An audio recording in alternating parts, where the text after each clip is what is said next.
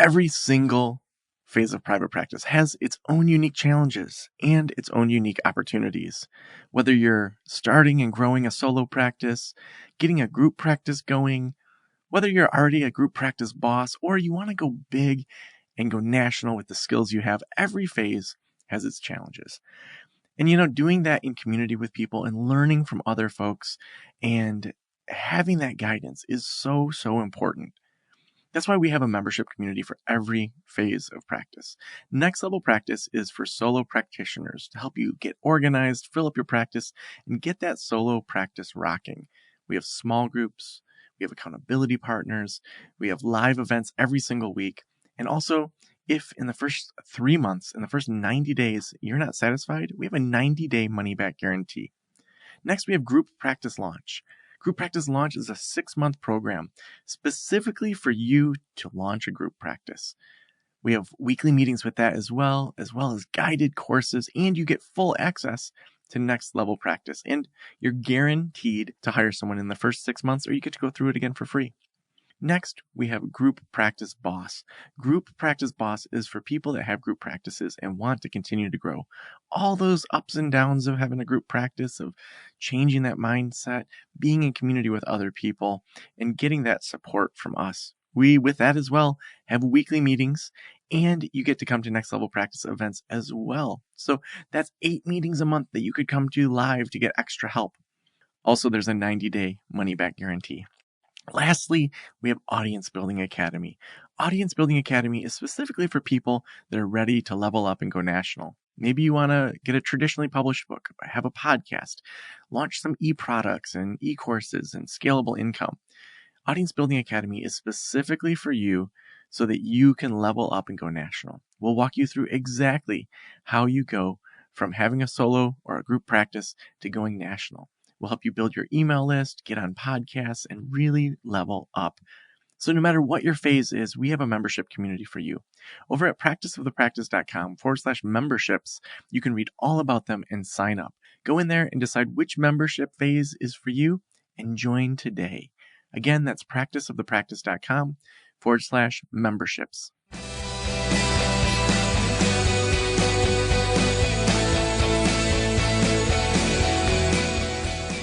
This is the Practice of the Practice podcast with Joe Sanok, session number 1161.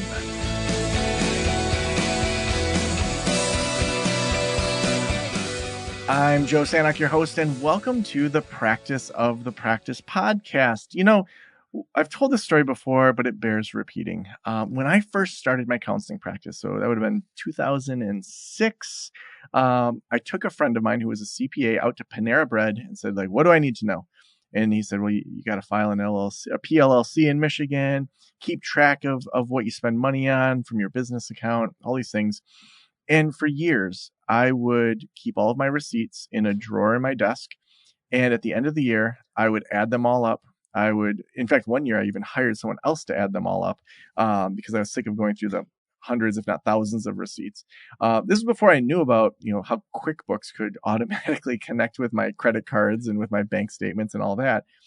And I didn't know what I didn't know, but I was so scared of doing it wrong. I didn't have a regular accountant I was meeting with. I didn't have a regular attorney. I was bootstrapping it with this side gig counseling practice. And I still remember the year that I went and I sat down with an accountant, and he's like, you should be a PLLC filing as an S corp. And that first year, I want to say it was $5,000 or $10,000 in taxes that I saved on just by not talking to someone. That I was just using, one of those softwares where you can buy the home and business and doing it myself, thinking I was being all great in being able to do it myself, and not talking to a professional just messed up my game. Think about all the extra money I could have had before that I was just giving away. So today, capping off our Even Best Year series, all through January, we have been talking about so many interesting issues with the idea that rarely is it a New Year's resolution that changes our life. It's usually small steps in the right direction. It's learning from people that are working on interesting things and being able to say, how could I put a little bit of that into how I'm working? So for example, back in episode 1152, we talked about writing progress notes with and without AI. whoa, we can use AI for progress notes now. What does that look like? We've talked about psychedelic assisted therapy in previous sessions this month. We've talked about how to go from counseling to coaching large corporations. All these really influential people this month helping us say, let's have an even better year through this series. And that's why I am so excited about our guest today. We have Mark J. Kohler, who is a CPA, senior partner of KKOS Lawyers, co-founder of Directed IRA, which is number 391 in Inc.'s 5000, and best-selling author, has built a career helping American small business owners and entrepreneurs achieve financial success. Mark, welcome to the Practice of the Practice podcast. Joe, thanks for having me. I love your message, and I am so honored to be able to speak with your listeners. They're my tribe as well. So I'm so excited to be here. Love that. Yeah, I think it's so interesting as I talk to therapists. I have seen a shift where when I first got out of grad school, and probably the first 5 to 10 years or so of doing this podcast, it really was like, we didn't learn any of this in grad school, and people were just like starting from scratch. It does seem like in the last couple of years, in general, our consulting clients, our members, people coming out of grad school are a little bit more educated than maybe they were, coming out of grad school in the past. Tell me a little bit more about what you see in regards to any shifts you're seeing in regards to people looking at tax strategy, access to information, small business. Like, what are you seeing shift? Well, the shift is really something I've been working on the last 2 years to change, and that is the accounting industry is really broken in a lot of ways. And some of you coming out of school, or you've been in practice for 20 plus years, you've maybe seen this deterioration or just been frustrated yourself, because the problem is accountants aren't great communicators. They went into accounting to do numbers. They were engineers of numbers, if you will, and they weren't the first ones to jump up and have a conversation with someone or get proactive or take an aggressive position or this or that. And what's happened is it's gotten worse and worse and worse. And the baby boomers that are accountants right now are walking away from their practices. They're frustrated. They're burned out.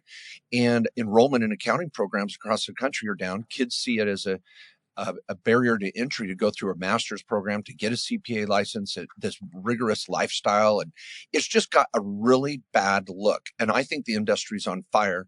I'm running into the building and I'm trying to talk about tax advisory.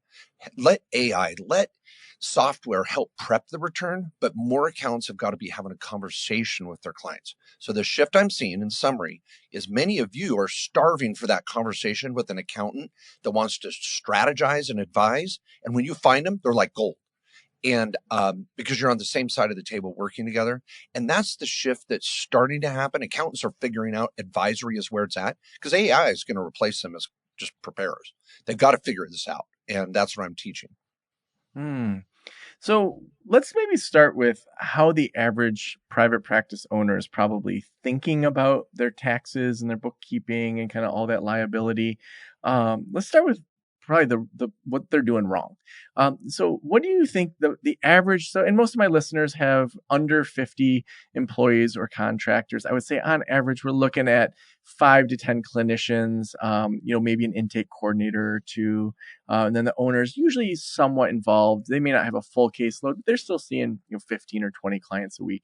So that's a typical scenario. What would you say are mindsets or kind of things that it's just like, man, stop doing that? Well, there's never one thing, but let me mention 2 or 3 that might resonate with some of you. The first one is what you talked about, where as a brand new practitioner, you were like afraid of something, maybe the IRS auditing you or missing something or getting a nasty gram from the IRS. I want to assure people that's not the fear you should have. The fear you should have is you're going to miss a write-off. You're going to miss something and you're going to pay way too much in tax. That's the fear I'd rather have you worry about. The IRS isn't going to crash through your front door and take your house away or whatever. And if you get a nasty letter, who the hell cares? We deal with it. Let's make sure we're getting all of your write-offs and your strategies and put together. And so if any of you are having that anxiety of bookkeeping or anxiety of or fear of the IRS, let's shift that to being more proactive with better planning and being better organized. That's where the money's at. And frankly, it's easier to save money than make money. That's the funny thing. And I think other people are looking for that perfect accountant that's going to solve all this. It's not going to happen, people. You're not going to find this accountant that's just going to take all this off your shoulders, and they're going to be thinking about you all day long by the water cooler. And no, you have to captain your ship, have regular meetings, and know what the general strategies are. Like you talked about the S corporation, critical strategy. And way too many accounts are taking too much of payroll, and you're still paying way too much FICA. I swear, 80% of the new clients we have are still screwing up their S corporation. So knowing the strategies, having a regular conversation, and not being afraid of the IRS, but being afraid of the missing something and taking that as a motivation, I think are some areas that could really benefit some people. Yeah, I want to dig into what would you say the average small business owner is missing when it comes to tax strategy and thinking about making sure they're taking legal write-offs that maybe they're missing. Oh, you bet. I'm so glad you asked that. So many people I'm a guest on their show. I'm like, ask the great question. I'm like, I want the nitty gritty. Yeah. Yeah, man. Give me a freaking write-off. I swear. So I love that question. I'm going to rattle off 5 or 6, maybe a 10, because again, it's not one thing. Everybody has a different situation. Number 1, nailing your S corporation, making sure you're having it. If you make more than $50,000 net, take home $5,000 or more a month after your expenses, you better be an S corporation. Then number 2, not taking too much payroll. I have a payroll matrix. You can Google it, Kohler payroll matrix. I'll give you guys some resources here to find my writings and books. No one has more information on this than me out there. So we got to nail our S corporation, have it and use it right. Number 2, are our family members on payroll? If we're to have kids under age 18 or kids over age 18, if we're helping them financially, we should have them on our board of advisors, our board of directors. Are we having a PLLC should have a board of advisors, your spouse, your kids, you're paying them to do janitorial and cleanup and this and that. If you have kids and you're helping them, they should be on the books. They're in a lower tax bracket or no tax bracket at all. Third, you should be doing your family board meeting every year to maintain your entity so you have good asset protection. And I'm writing off travel, dining, anything to do with the holidays. There should be a board meeting around your holiday travel. HSAs, health savings accounts, health reimbursement arrangements. You see them in your practice. People use HSAs all the time. Are you using one? Do you have the right type of insurance policy? Medical expenses are the number 1 cause of bankruptcy, and so many people don't even know how to write them off. Then we get into electronics, equipment, making sure we're funding the right retirement account. All of you can have a Roth IRA at any income level. Doesn't mean you have to go get a big expensive 401k for all your employees. Are we maximizing our savings there? Man, the list just goes on, and it's all year-end planning. December 31st is the buzzer. Call me in February. I can't help you. It's over. You missed it. Well, it's too bad this is airing at the end of January. They've got 11 months to work through it. We'll start the year off right, people. Yes, exactly. Going to be an even better year. Well, I want to ask about one thing I keep seeing on TikTok. And so I know that, especially advice around taxes on TikTok, I'm never going to just take that advice. So wholeheartedly, yeah. I'm seeing, and it's probably because I've clicked and watched too much, so now the algorithm thinks I really want to know it. But I keep seeing this thing of, and I'm not going to explain it well, and maybe you can re-explain it correctly and tell me if it's even worth thinking about. This idea of like a trust owning the LLC, and then the trust is paying for everything, and you're not paying hardly any taxes. I actually had someone on the show that I interviewed, did the whole interview, sent it to my accountant and attorney, and they were like, do not air this. Like, this is like not like, they're basically just selling you into this trust management type of thing. Do you know what I'm talking about? This whole like use a trust to pay almost no income taxes. Like, can you explain it better than I did and then tell me what you think I've of got a really technical term here that'll help explain it. Scam. Wrong. Bullshit. It's wrong. So, yeah. All right. There we go. Now, and the sad part is with any tax or legal strategy, it's usually based on a half-truth. And then they exploit that, use fear or some sort of motivating get rich quick scheme or watch out for this scheme, and people buy into it. It's so great to hear this, it's like too good to be true. So let me say this. Here's the half truth. I want every American to have a revocable living trust. Absolutely. Young or old, no kids, married, single, real estate, own a home, what does not matter. A revocable living trust is your estate plan. It's a legacy. All of you business owners should have one. You can use it for privacy. It's there to leave all of your assets properly to the next generation. We're going to help avoid probate and fights with family. They are absolutely critical. And 50% of Americans don't even have a will. But will that trust save you taxes? No. Is it going to give you asset protection? No. It's there for your legacy, your estate, your organization, and privacy. That trust is going to own your home. It's going to own your LLC. It's going to own your PLLC. It's going to own everything, because if something happens to you, it all goes to your trust. Then some scam artist that's not even a lawyer starts to say, oh yeah, and then you can set up a bank account and run it all through here and write this off and blah, blah, blah, blah. And they're full of crap. And they've exploited it. And if you do an irrevocable trust and start filing a 1041, oh my gosh, the cost of it just goes through the roof, but they make money and you think you're in some land of promise and you're not. So be careful. Okay. Thank you. I always like hearing those things and then running it by an expert and then being like, nope, I don't have to even think about that. Because I think that taps into some of this, like, oh, did I miss something? Like when I heard about the S Corp, I was like, this sounds like a scam. Why doesn't everybody do this? And then it's like, as you dig into it, you're like, oh, like most smart business people are doing it. Yeah. And so it's like, I've missed things like that before. And then it's like, oh man, what if I had spent a decade not doing this trust thing that I saw on TikTok? So, okay, good to know, scam. But Joe, you know what you did well though? And everybody followed Joe's process. He heard something and he investigated it. There's nothing wrong with that. I think that's great. You hear something on TikTok, an Instagram reel, you're at a workshop and someone says, oh, you should have a C Corp and write off your home. Really? Oh, sounds pretty cool, but let me look into that. Oh, crap. But you look into it. That's why people, you got to captain your own ship. It's okay. Mm-hmm. You start consuming some tax and legal. It's fun. Rich people do this. Successful people love to tax plan. It's fun. I change your mindset. I know that sounds crazy, tax planning fun, but that's saving money at the mall. Keep that receipt. Show everybody how much you saved. No, Mark, I'm with you. I actually do find tax planning fun because it's like, I don't want to pay anything more than what I'm supposed to.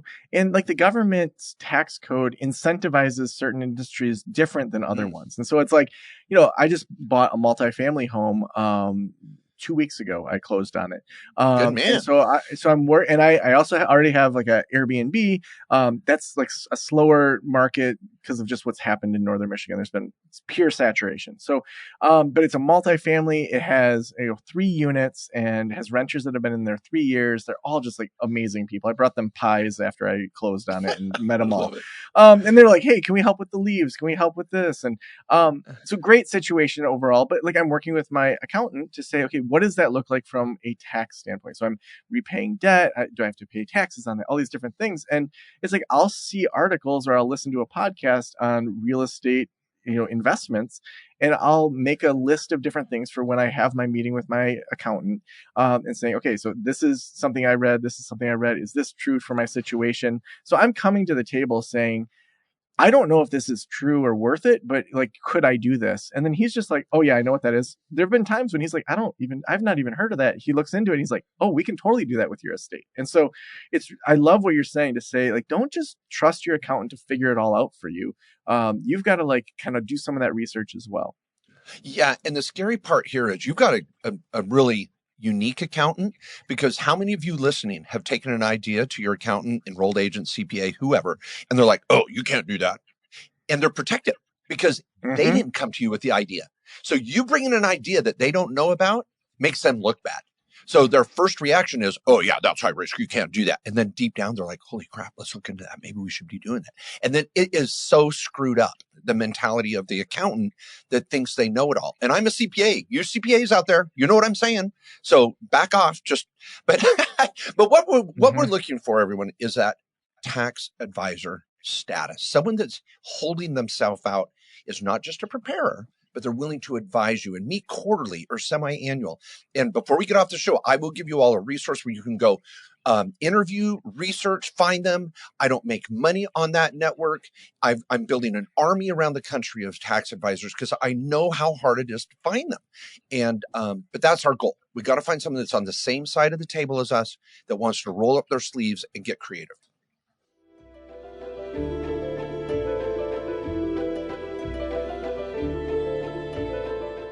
I am so excited about Alma. When I had my private practice, I struggled building my caseload, attracting the right clients, managing the business side. And honestly, one of the reasons I didn't take insurance was it was so difficult to navigate. So many of my consulting clients deal with these problems as well, and Alma supports clinicians in building rewarding private practices with simplified insurance credentialing in under 45 days, enhanced reimbursement rates, and guaranteed 2-week payback, plus a free profile in their searchable, filterable directory, making it easy for clients who are the right fit for your practice to find you. Learn more about how Alma could support your private practice at helloalma.com/Joe. That's hello, ALMA.com/Joe to learn more. Now, when people start to grow, and I just interviewed earlier in the month an employment attorney that was talking about kind of adding to your team. So when we think about best practices of starting to add 1099s or W-2s, back in episode 1151, so that came out January 8th, so just a couple weeks ago, John talked about, really classifying people properly. So I would definitely say that's a good kind of concurrent issue or episode with today's as well. What should people think about as they're expanding their team? Like what kind of tax IDs, what kind of just keeping their liability lower? Like what do they need to think about?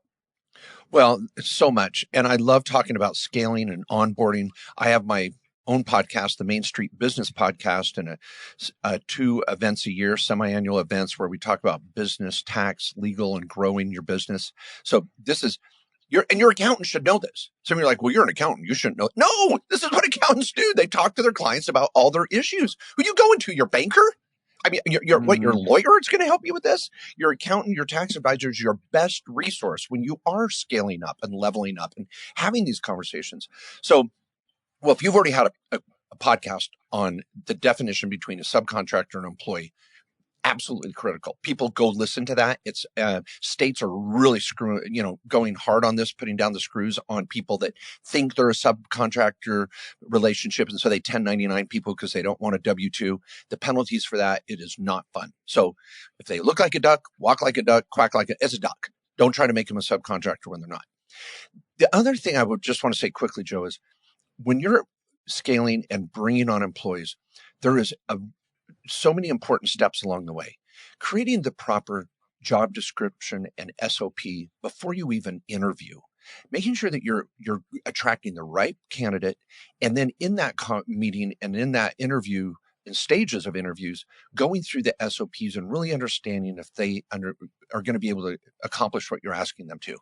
And then the minute you hire them, that ongoing support and training that should be intense in the first 6 to 8 weeks. We call it that first 100 days, making sure they're getting reviews and support. The number one reason employees leave a job is because they're a direct supervisor. And making sure we have the right culture, that would be the third piece here, is the right culture and leadership with your team. Because if you're scaling a practice, you can't do it all. You're going to have a layer of management in there. How are your managers treating your employees? How are you treating your managers? And it comes from the top down. Culture, relationships, training, support. It's so expensive to onboard someone and train them. Oh my hell, you just can't burn through these people. Take the time to do it right so that you don't have to be back in the recruiting and hiring phase 3 months from now. Yeah, absolutely. What are opportunities that you're seeing for successful small businesses? So what are things that maybe would be things even beyond just the tax planning or, the most amount of write-offs? Like what else can people be doing to optimize their tax situation? Okay, I'm not even going to go. Well, okay.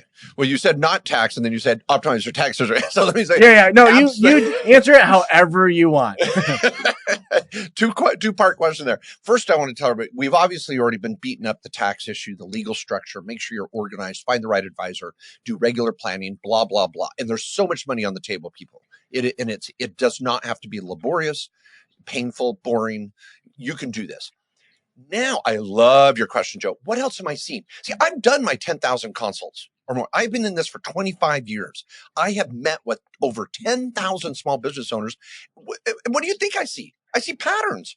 I see patterns of success, patterns of failure, and what are they doing to make money or lose money? I see some clients, I'm like, don't do that. Other clients, I'm like, okay, but they turn to their accountant because that's the one person they meet with every year. And we're tax lawyers. We have a law firm, an accounting network, and then our trust companies. So we're meeting with them multiple ways. But here's what I want to say on this point is when you're trying to scale and what opportunities are out there, it's finding additional sources of revenue. And more than ever in our amazing society and economy, we have the internet. We've got social media, we've got Etsy, we've got Upwork, we've got eBay, we've got Thumbtack, we've got this, we've got that. And finding product or education or training that you can sell online in the middle of the night. And this is the age-old professional practice problem. You know, dentists hate this, lawyers hate it, doctors hate it. Our therapists, we all hate this, right?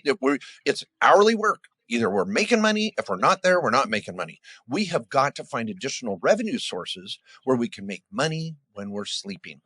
And that is so more than ever possible with good website planning, digital marketing, educational training, products. It's exciting.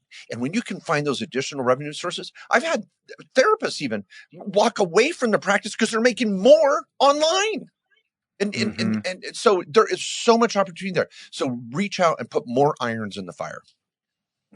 I love that. And, we see that all the time with people optimizing their practices in a few different areas. I actually just right before you was doing a webinar with a partner that was all about, just not only filling your practice, but what we often call the sandwich approach. So it's like, what are the things that before people are ready for therapy that you could sell? So it could be a $9 digital download for how to make your dates better. It could be an e-course on improving couples' sex life. It could be, a 5-part series on how to handle tantrums with 5-year-olds. Like what are those things that before they're ready? Where do I buy it? I'm ready. Exactly. Let's go. Yeah. And then you've got the therapy, which is the main part of the sandwich. But then afterwards, so you have this couple graduate from therapy.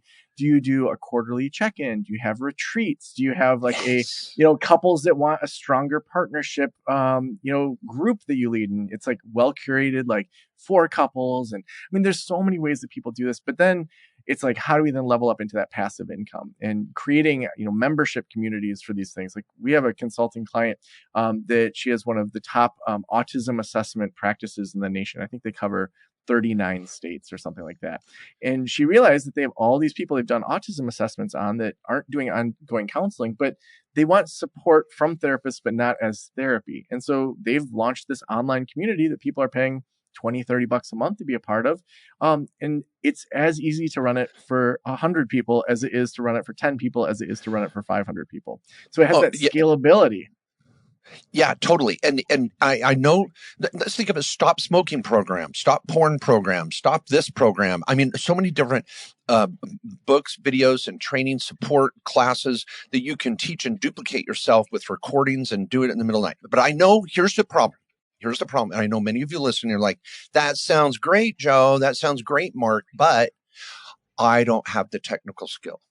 This is where the Thumbtack and the Upwork and the expanding your horizons a little bit, bringing on a subcontractor that's part-time. Maybe they're a local tech college type student, and you come in and go, I want to build an online program. I want to have a membership site. I want to do this. Tell me how to do it. They have the APIs. They have the software. They have the plugins. They can help you build the right website for this. And you might invest 5 or 10 grand or 2 to whatever. Get multiple quotes. Be careful. You can get taken advantage out there. But start learning about how to build a membership site and start recording. You got to get comfortable in front of a camera. You're going to have to build a little studio maybe. But it's okay. Just take baby steps. And pretty soon, a year from now, you're selling something online. So it's doable. Yeah. And I think that what I'm seeing, and Mark, as a podcaster, you might see this too, that the guests that are more and more attractive are the actual experts. Like for years, podcasting had a bunch of armchair experts that were talking about how they cured depression with walking, or cured depression with this essential oil or whatever, Right. and it's like, wait, you have no degree. You aren't a scientist at all. And you're saying that this is some magic cure. And it seems like those that are experts already and licensed have such an advantage over all these armchair experts. And I think that's why we see so many Instagram influencers just blowing up that are licensed therapists, licensed doctorate level psychologists, that people want that level of expertise to parse out kind of the people that are just speaking from their own experience. Totally. And there's so many avenues there to really market yourself, even moving more into coaching and training and everything you talked about earlier. But on that note, dang it, I was going to say, is you're looking for, dang it, it was right on the tip of my tongue for those people out there that are going into these areas. Anyway, let's keep rolling. Sorry. Yeah, no, I'm good. I love that you're live and uncut, so I can just we're moving my fast. You were just so fully present that you weren't thinking about what you're going to say next. You were letting me talk, and you were fully absorbing it. That's all. Whenever I lose my train of thought, I'm like, yeah, I was just listening. I got it. I remember now. It's yes. This. You were just talking about being the expert. So all of you therapists out there, can I just say, write a freaking book. Write an ebook. It's not that hard. Again, you can get support on Upwork and all the subcontractor sites out there with freelancers that'll help you ghostwrite, design a cover, whatever. Amazon makes it so easy with KDP Publishing to get something going. You can sell the damn book, but it just creates credibility. And when you can hold yourself out as an expert, doing your own newsletter, your own little podcast for your members only, or a Facebook group, or a live on a closed group, or this book thing, or whatever, the more you can do that, then you're going to escalate your influence when you do go balls to the wall on social media. And so you can do this. You have the credibility, the credentials. Now just build on it. Yeah, totally. Well, Mark, I feel like there's so much we could cover. You've just given us so much to start with here. The last question I always ask is, if every private practitioner in the world were listening, what would you want them to know? Well, I'm going to go back to my core mission and passion, and that is this business, tax and legal foundation that really unlocks your ability to succeed. And let me frame it this way, everyone. You've got your business, your product, your service. You're a great therapist. You're a great educator. You're a great something. You've got your core value proposition. Then if you turn to the side a little bit, you've got to run this as a business. And you didn't go to school to be a business owner. You may not be a great business owner, but guess what? You got to embrace that issue and captain your ship. Start learning in the areas where you're weak, bring on the right support, ask lots of questions, just like Joe was saying, hey, you heard about a strategy. Let's figure it out. Let's find out if it's real. And not be jumping at the first thing that's shiny and pretty, and so I would challenge all of you to take a little time to work on the business, not in it, and be the captain of your ship, knowing the strategies and where you want the ship to go, and then delegate the duties that are more specific. Obviously, that you're going to need someone that's a technician to implement them, but where you're headed and where and why. And I think so many people just put their head down and hope that's going to work itself out, but the real successful people take time there. So awesome. Well, if people want to connect with you, if they want to get your books, listen to your podcast, where should we send them? Oh, thank you so much. Well, my primary website is markjkohler.com. Super simple. Mark J as in Jolly, Kohler.com. You can get to the law firm from there. And at the top is the Tax Pro Network. And I think we've got over 300 people that because they can turn on or off their profile. So it's kind of like a LinkedIn profile of accountants around the country, young and old, male and female, speak Spanish, no real estate, know this, know that. You can toggle it and find the right advisor and interview them. Don't feel like they have to be down the street, but find someone in that advisory group. And if you're a a budding tax advisor or an accountant or enrolls agent, CPA, please sign up for a demo and see what we have. We know your pain points and we know we can solve them, help you make more money, have better clients, and serve clients that are really going to respect you and need you. And, but it's all there. My podcast, you can find it there. My blog articles, my books, blah, blah, blah.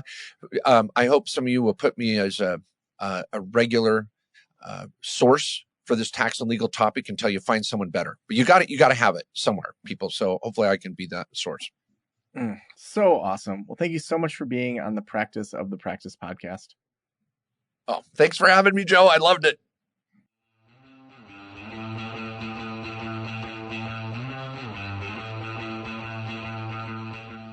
We covered some ground today, so take some action. This wraps up our whole series for this month of the Even Better Year series.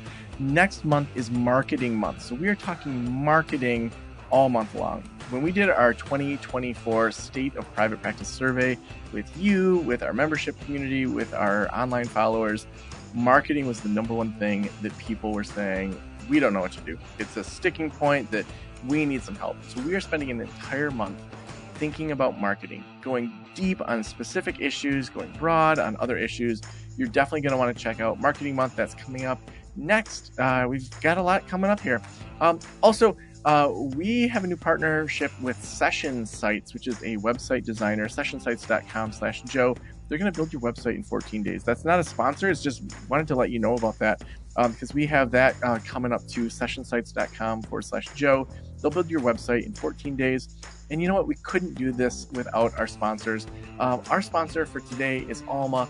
Alma is the very best way for you to get quickly credentialed.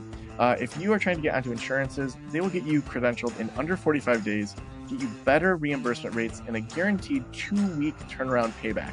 It's awesome. It's what I wish I would have had when I had my private practice. Head on over to helloalma.com/Joe. Again, that's helloalma.com/Joe. Thank you so much for letting me into your ears and into your brain. Have a great day. I'll talk to you soon. Special thanks to the band Silence is Sexy for that intro music, and this podcast is designed to provide accurate and authoritative information in regard to the subject matter covered. It is given with the understanding that neither the host, the producers, the publishers, or guests are rendering legal, accounting, clinical, or other professional information.